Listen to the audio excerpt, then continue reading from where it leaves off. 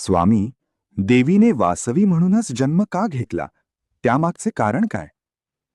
एकदा इंद्रदेवाने नारायणला म्हटले की तुमचे नाव उपेंद्र असल्याने तुम्ही माझे भाऊ आहात, म्हणून अंबिका देवी देखील माझी बहीण व्हावी आणि माझ्या नावासोबत तिचे स्मरण व्हावे.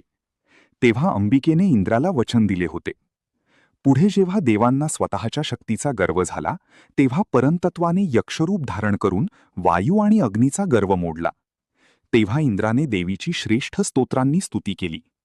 देवी प्रसन्न झाली आणि तिने इंद्राच्या नावावरून वासवी हे नाव धारण करून बृहतशिला नगरीत अवतार घेतला. श्रीकृष्ण अवतारात मानवाने केलेल्या वात्सल्य भक्तीची उणीव श्रीपाद श्रीवल्लभ अवतारात पूर्ण होत आहे.